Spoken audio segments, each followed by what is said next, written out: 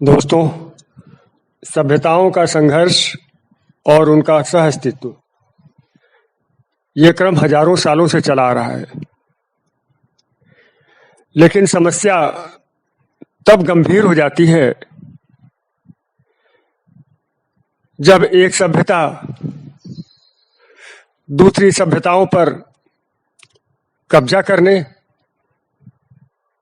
वर्चस्व स्थापित करने और उन्हें मिटा देने की प्रवृत्ति मंशा रखती हो। जब एक सभ्यता ऐसी हो जो दूसरे सभ्यताओं के क्षेत्रों में घुस जाए, उनकी जमीनों पर कब्जा कर ले,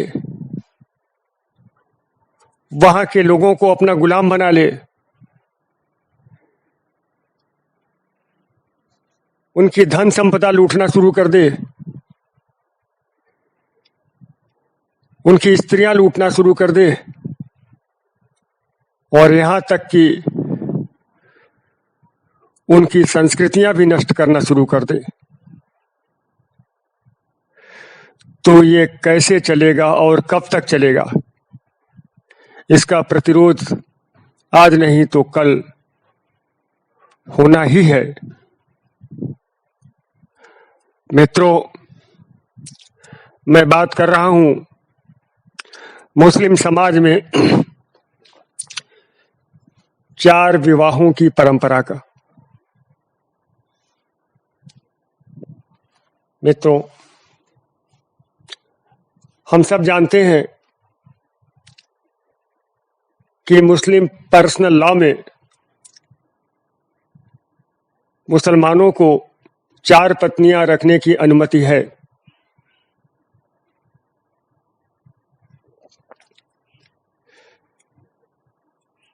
इस पर विचार अधिक हुआ नहीं है और जिस एंगल से मैं इसे समझने का प्रयास कर रहा हूं, इस एंगल से तो बिल्कुल नहीं हुआ है। आप मेरी बात को धैर्यपूर्वक सुनिएगा, तभी आप किसी निष्कर्ष पर पहुंच सकेंगे। दोस्तों, जल्दबाजी में अगर आप वीडियो बंद कर देंगे तो कोई मतलब निकलेगा नहीं। थोड़ा धीरज बनाए रखिएगा। दोस्तों, इस्लाम का फैलाव दूसरे क्षेत्रों में, इस्लामिक हमले, इस्लामिक इन्वेजन्स, दूसरे क्षेत्रों में इस्लामिक आक्रमण और वहां की स्त्रियों की लूटमार, छीना झपटी, ये कोई ढकी छुपी बात नहीं है। इतिहास में पृष्ठ के पृष्ठ भरे पड़े हैं। ये घोड़े पर बैठकर आने वाला समाज हाथ में तलवार लिए घोड़े की पीठ पर बैठकर आता था। स्त्रियां तो इसके साथ होती नहीं थी। यह वहीं की स्त्रियों को उठाता था जहां पर हमले करता था, उन्हें सेक्स स्लेव बनाता था, यौन दासियां बनाता था, उनमें से कुछ को पत्नियों का दर्जा देता था, कन्वर्ट कराता था और थोक भाव में अपने हरम में औरतें रखता था। मन भर जाती थी, औरतें बहुत ज्यादा हो जाती थी तो उनकी खरीद बिक्री, उनकी मंडियां लगाना, उनसे भी पैसे कमाना, ये सब हम जानते हैं। कुछ भी ढका छुपा नहीं दोस्तों, ये सब हम जानते हैं।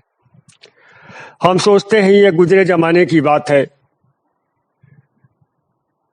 तो दोस्तों, अगर ऐसा सोचते हैं तो बहुत बड़ी भूल कर रहे हैं। नए जमाने में वही प्रवृत्ति, स्त्रियों की छीना झपटी करने की वही प्रवृत्ति एक नए रूप में सामने आई है, जिसे कानूनी जामा पहनाया हुआ है, जिसे प्रथा और परंपरा का अंग कह दिया गया है। वो है मुस्लिम पर्सनल लॉ, 4 पत्नियां रखने का अधिकार। वो कैसे है दोस्तों? मैं आपको कुछ आंकड़ों से समझाने का प्रयास करता हूं। मेरे सामने ये 2011 की जनगणना है। आप ध्यान से देखिएगा, आप चाहें तो कागज कलम लेकर के नोट भी कर सकते हैं। 2011 की जनगणना है मेरे सामने। इसमें प्रति 1000 पुरुषों पर स्त्रियों की संख्या बताई गई है।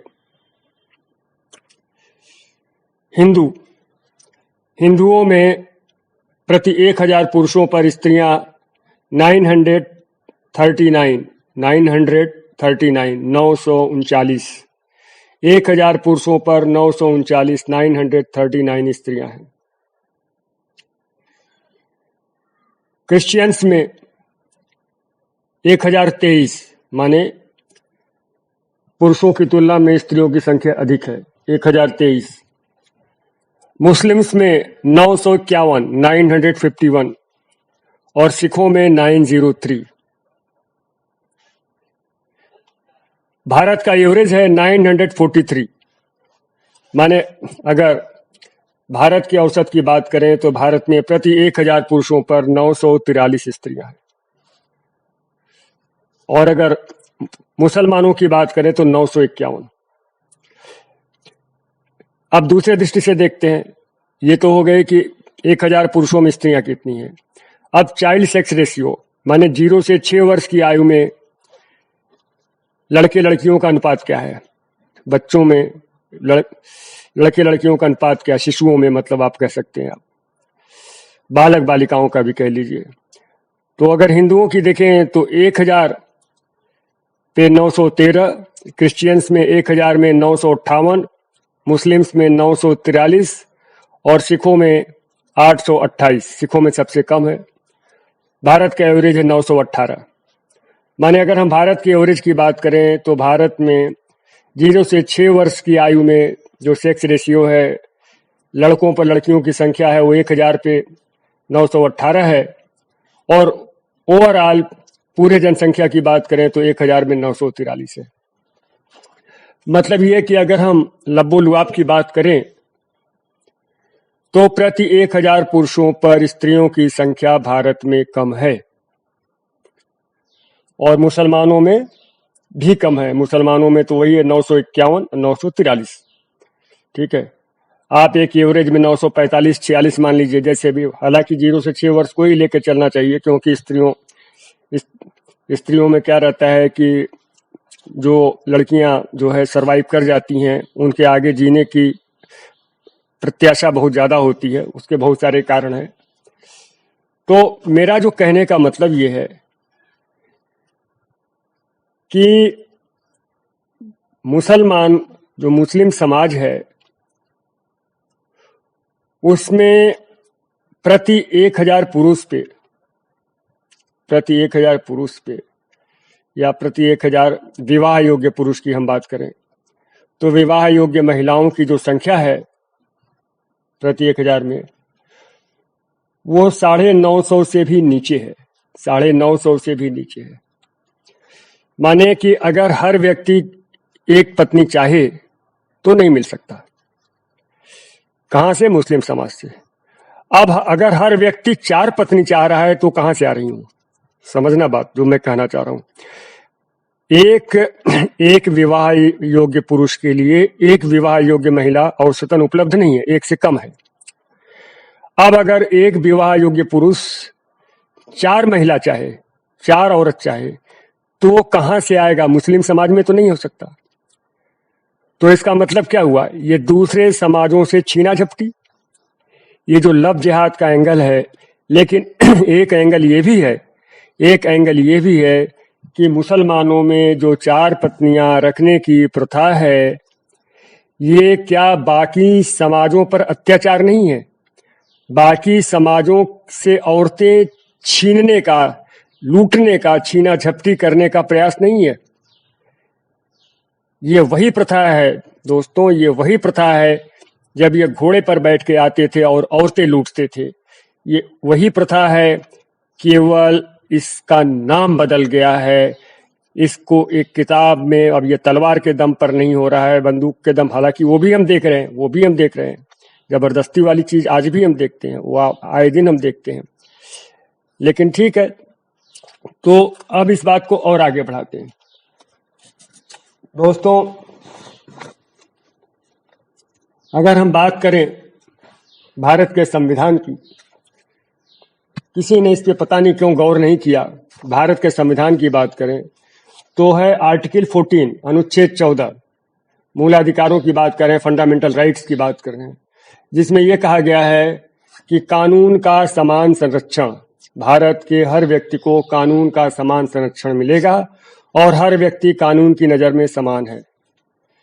तो अगर हर व्यक्ति कानून की नजर में संविधान के लिए समान है, तो मुसलमानों को यह विशेष अधिकार क्यों? इससे भी बड़ी बात मैं करता हूं आर्टिकल 21 अनुच्छेद 21, जो प्राण एवं दैहिक स्वतंत्रता का अधिकार जिसमें दिया गया है, राइट टू लाइफ है, जीवन का अधिकार, और जिसको एक्सटेंड करके ये कहा गया है कि right to life with dignity, गौरवपूर्ण जीवन का अधिकार। समझना आप, गौरवपूर्ण जीवन का अधिकार, गरिमापूर्ण जीवन का अधिकार। तो आप ये बताएं कि जिस समाज में एक पुरुष 4 पत्नियां रखेगा, तो वो जो 4 पत्नियां हैं, क्या वो गौरवपूर्ण जीवन जी सकती हैं? जिस समाज में एक पति और एक पत्नी की प्रथा है, एक पत्नी की प्रथा है, वहां जो स्त्री का मान होता है, जो गौरव होता है, जो परिवार में स्थान होता है, वो क्या 4 पत्नियों वाले परिवार में हो सकता है? तो इस तरह से ये गौरवपूर्ण जीवन जीने के अधिकार को छीनने वाली प्रथा है। ये संविधान के फंडामेंटल राइट्स को वायलेट कर रहा है। ये जो है right to life with dignity, इसको वायलेट कर रहा है, इसका उल्लंघन कर रहा है, इसका हनन कर रहा है। इतना ही नहीं, अगर इतना ही होता तो भी हम कहते कि वो उनका आंतरिक मामला है। उनकी स्त्रियां गौरवपूर्वक नहीं रहना चाहती तो वो जाने, उनका समाज अपनी स्त्रियों को गौरवपूर्वक रखना नहीं चाहता तो वो जाने। अगर इतना ही होता तो भी हम मान लेते, लेकिन इस प्रथा के कारण दूसरे समाजों के गौरवपूर्ण जीवन का अधिकार छीन रहा है। दूसरे समाज, जिन समाजों से स्त्रियां उठाई जा रही हैं, क्योंकि इनके यहाँ तो इतनी स्त्रियां हैं नहीं, हर व्यक्ति के लिए 4 स्त्रियां तो उपलब्ध नहीं है, हर व्यक्ति के लिए एक स्त्री भी उपलब्ध नहीं, तो 4 कहां से उपलब्ध होगी? तो ये जो गैप आ रहा है, ये कहां से इसको पूरा करेंगे? ये दूसरे समाजों से उठा करके पूरा करेंगे। तो अब अगर दूसरे समाजों से स्त्रियां उठाई जाएंगी, तो दूसरे समाजों में भी तो कोई ऐसा है नहीं कि एक पुरुष पे 10 स्त्रियां पैदा हो रही हैं, एक लड़के पे 10 लड़कियां पैदा हो रही हैं। वहां भी वही हालत है, 1000 पे 1000 से कम का। तो जब दूसरे समाजों से औरतें खींच के लाई जाएंगी, जब वो चाहे फंसा के, चाहे लब जिहाद करके, चाहे जैसे भी करके लाई जाएंगी, तो क्या वहां स्त्रियों की संख्या कम नहीं हो जाएगी? फिर वहां जो पुरुष है वो कहां जाएंगे? उन समाजों के पुरुष कहां जाएंगे? अगर एक समाज 4 औरतें रखना शुरू कर देगा, तो दूसरे समाज के पुरुष कहां जाएंगे? दोस्तों, आज बहुत इस पर बात होती है कि औरतें नहीं मिल रही हैं और औरतों की जो वीमेन की ट्रैफिकिंग हो रही है, और क्या हो रहा है, तो क्या हो रहा है। इसके रूट काज को कोई ढूंढने का प्रयास करता है? आप देखो, है ना, औरतों की कमी जो हो रही है, विवाह योग्य पुरुषों को पत्नियों की, स्त्रियों की जो कमी पड़ रही है, इसका रूट काज क्या है? इसका रूट काज ये है कि एक समाज 4 औरतें उठा ले रहा है और दूसरे समाजों से उठा ले रहा है। उसके समाज से तो उतनी पूर्ति हो नहीं सकती, तो बाकी के लिए दूसरे समाजों से उठा ले रहा है। तो दूसरे समाजों में जो औरतों की कमी हो रही है, तो उनके जो पुरुष हैं, उनके जो लड़के हैं, उन्हें विवाह योग्य पत्नियों की कमी जो पड़ रही है, वो कितनी बड़ी समस्या है। इसके कारण दूसरी कुप्रथाएं जन्म ले रही हैं, जिसमें वीमेन ट्रैफिकिंग है, स्त्रियों की खरीद बिक्री, लड़कियों की खरीद बिक्री। तो ये कितनी गंभीर स्थिति है। इसका परिणाम ये हो रहा है कि जो दूसरे समाज हैं, उनके पुरुषों को गौरवपूर्ण जीवन का जीने का अधिकार नहीं मिल रहा है। जब उसका विवाह ही नहीं होगा तो काहे का गौरवपूर्ण जीवन जिएगा बेचारा? विवाह योग्य आयु हो गई, उसको लड़की नहीं मिल रही है। लड़की कैसे मिले? क्योंकि लड़कियां तो खींची जा रही हैं एक समाज की तरफ खींची जा रही हैं। तो एक तरफ तो उन लड़कों को गौरवपूर्ण जीवन जीने का अधिकार नहीं मिल रहा है, जिन्हें पत्नियां ढूंढने में दिक्कत आ रही है। उनकी उम्र निकली जा रही है। दूसरी तरफ वे स्त्रियां जो औरतों की कमी होने के कारण, विवाह योग्य पत्नियों की कमी, स्त्रियों की कमी होने के कारण ऐसी औरतें, ऐसी लड़कियां जो चाइल्ड ट्रैफिकिंग में, विमेन ट्रैफिकिंग में जो झोंक दी जा रही हैं, जो खरीद बिक्री का शिकार हो जा रहे हैं, उनकी गरिमा का उल्लंघन हो रहा है। तो ये जो हमारा संविधान गौरवपूर्ण जीवन जीने का अधिकार देता है, तो ये जो 4 पत्नियों की जो प्रथा है, इसके द्वारा एक तरफ तो मुस्लिम समाज की स्त्रियों के गौरवपूर्ण जीवन जीने का अधिकार छीन रहा है, वहीं दूसरी तरफ दूसरे समाजों के उन पुरुषों को गौरवपूर्ण जीवन जीने का अधिकार छीन रहा है जो स्त्रियों की कमी के चलते, जिनका विवाह समय पर नहीं हो पा रहा है या नहीं हो पा रहा है, और उन स्त्रियों के गौरवपूर्ण जीवन को छीनने का काम हो रहा है जो स्त्रियों की कमी के चलते खरीद बिक्री का शिकार हो जा रही हैं। तो इस तरह से एक अमानवीय, एक राक्षसी कृत्य चल रहा है पर्सनल लॉ के मुखौटे में, पर्सनल लॉ का नाम लेकर के। अब आते हैं आर्टिकल 25(2). आर्टिकल 25 तो धार्मिक स्वतंत्रता का अधिकार देता है। दोस्तों, सब बात करते हैं, मुस्लिम समाज कहता है कि हमें धार्मिक स्वतंत्रता का अधिकार संविधान ने दिया है, तो वो ये क्यों नहीं बताता कि 25(2) भी है। 25(2) के अंतर्गत कहा गया है कि धार्मिक स्वतंत्रता का अधिकार इस शर्त पर है कि यह नैतिकता और सार्वजनिक स्वास्थ्य आदि के विरुद्ध न हो। ये शर्तें भी, इन शर्तों की बात कोई नहीं करता। क्या ये नैतिकता है? एक पुरुष के द्वारा 4 पत्नियां रखना क्या नैतिकता है? एक समाज के द्वारा दूसरे समाज की औरतों को छीनना क्या नैतिकता है? क्या यह सार्वजनिक स्वास्थ्य के लिए सही है? 15 साल की उम्र में शादी कर देते हैं, ये सार्वजनिक स्वास्थ्य पर्सनल लॉ का नाम लेकर के 15 साल की उम्र में शादी करना शुरू कर देते हैं, और जो है child prevention of child marriage act का पालन नहीं करते। क्या ये सार्वजनिक स्वास्थ्य के अनुकूल है? 15 साल की लड़की को मां बनाना क्या सार्वजनिक स्वास्थ्य की दृष्टि से ठीक है? तो दोस्तों, मैं तो ये बात कर रहा हूं कि पहली चीज तो ये कि ये एक जो है बर्बर और जंगली है ना, जंगली जो है क्या कहें, बर्बर काल की प्रथा है, जो कि एक नए रूप में हमारे सामने रखी हुई है, और जिस पर उस तरह से डिबेट नहीं हो रहा जिस तरह से होना चाहिए।